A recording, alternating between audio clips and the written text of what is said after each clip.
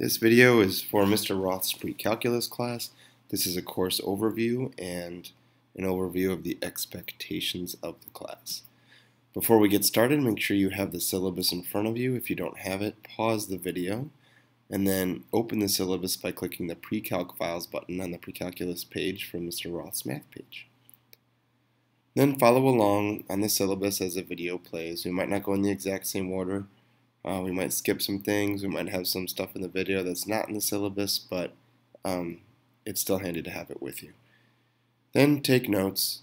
Here there aren't going to be that many notes to take because everything is pretty much on the syllabus, but if you hear something that stands out to you or you have a question about something, go ahead and write it down and take it into class the next time we see each other, or even come in tomorrow and ask me about it.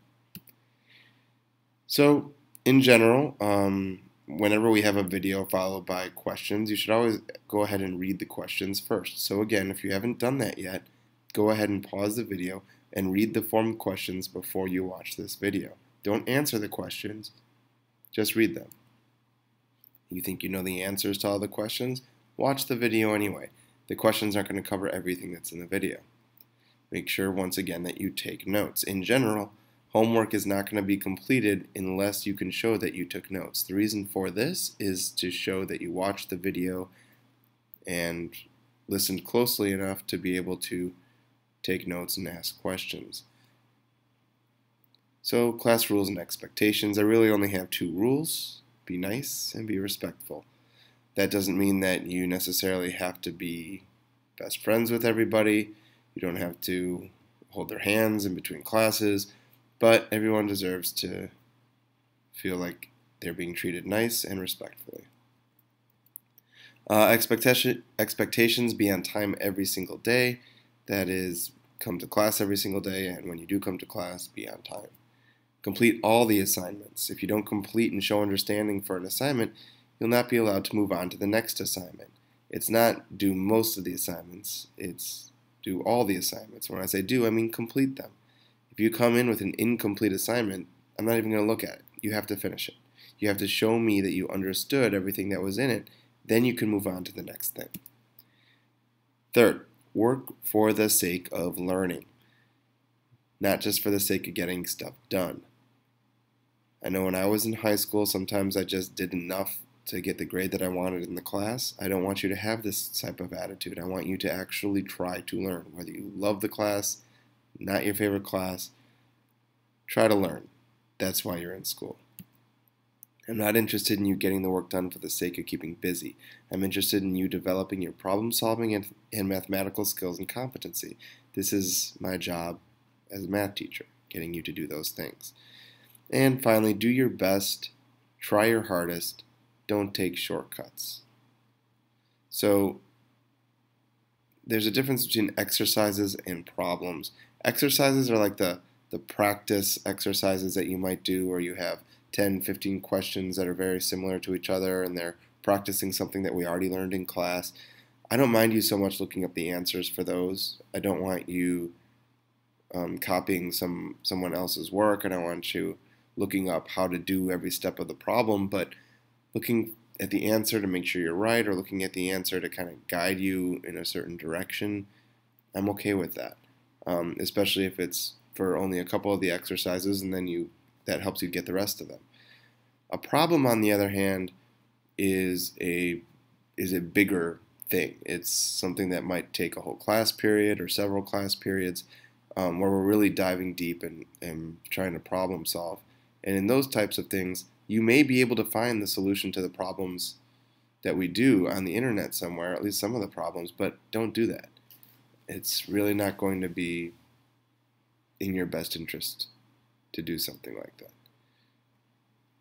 So you're now experiencing the first part of the flipped classroom where we have homework. Homework is given every day, sometimes even when we don't meet. And the homework's going to be a video, the lecture, the lesson that's done at home. So you're not going to see me in front of the classroom giving you notes. Whenever that happens, it's going to be done at home through a video. And I might not always make the video. I might find somebody else's video that explains it just as well as I could. Saves me the time of having to create one.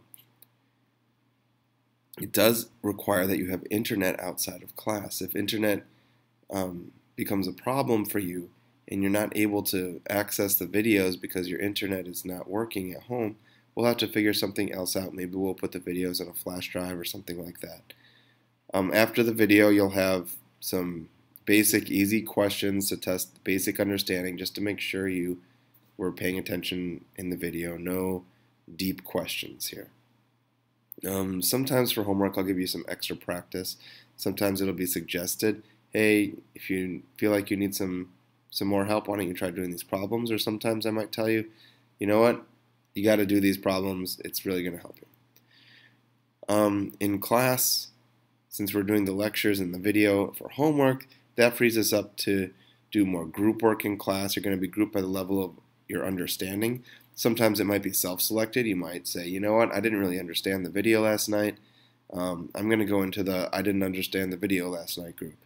Or sometimes you might say, you know what, this stuff is easy, I got it, I'm ready to move forward, and then you'll go to that group. Other times I might create the groups. I might tell you, you need to sit with these people, they're at a similar level to you, or sometimes I might be mixing things up a bit. We also, because we're having those lectures at home, we're able to free up class time to have more practice, work on non-routine problems, which I love, where you can really start to work on those problem-solving skills and also to work on bigger projects. So the next slide is going to be a video of how to use the website. You probably already know how to do this, but I'm going to go through it just in case. Just a quick note that the video is showing how to access the Algebra 2 site and Algebra 2 files. You'll just do the same thing for Precalculus.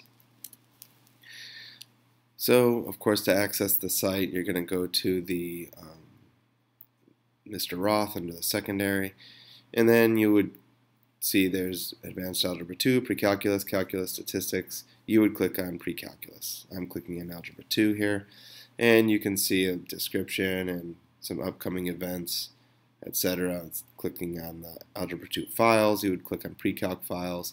There you can find the syllabus under Other Documents. Unit 1 might have some homework or classwork worksheets or something like that, and you'll also find a list of all the assignments.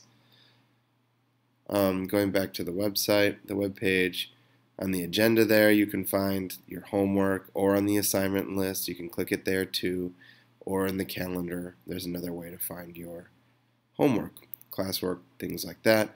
You can always go to the website, or if you send me an email I can actually share that Google Calendar with you so that you would be able to combine it with your own Google Calendar that you already use, and then you wouldn't have to visit the website so much to find out your homework because you'd already have it on your own Google Calendar.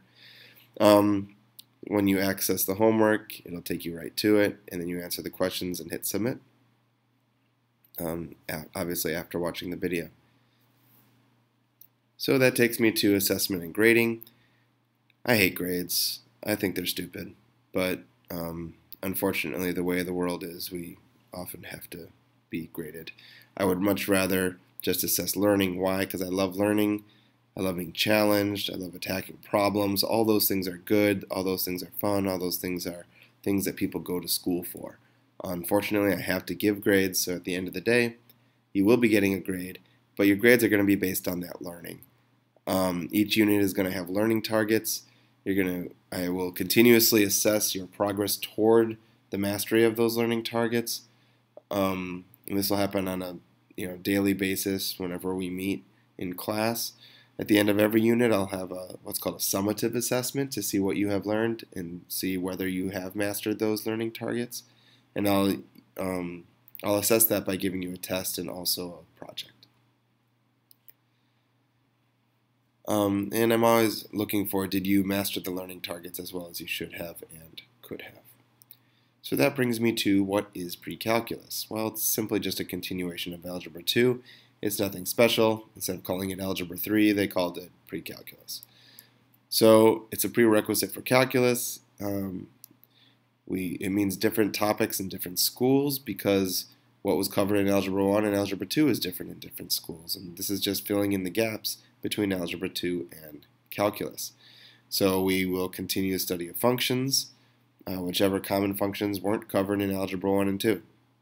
We'll also look at polar and parametric graphing, and then we'll look at 2 essential concepts for calculus. We're actually going to learn one of them in the beginning of the year and one of them at the end of the year. So we're going to start the year learning about sequences and series, which are essential concepts for calculus, and then we're also going to learn at the end of the year limits. The textbook. So I often don't use a textbook. Sometimes every once in a while I might use it as a resource. You should have one in case I do assign some problems from the textbook, but generally I won't be doing that. If you are following along in the textbook to try to do some extra work, you will notice that I'm not going to be following the textbook in terms of the scope and sequence of the class.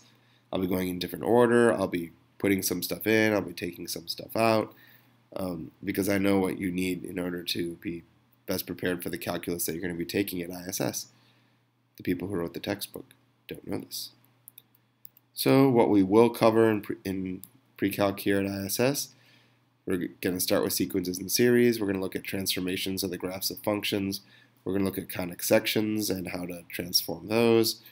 We're going to move on to polynomial functions, trigonometry. Some of you, that'll be a bit of a review. Some of you, it may not. And then we're going to look at polar and parametric graphing. And finally, we're going to learn about limits. So if you have any questions, be sure to write them down. You can come talk to me tomorrow, even though we don't meet tomorrow, or you can wait till Wednesday in class. However, you should definitely finish this homework assignment Monday night. It's because Tuesday night you're going to have another assignment to do. See you on Wednesday.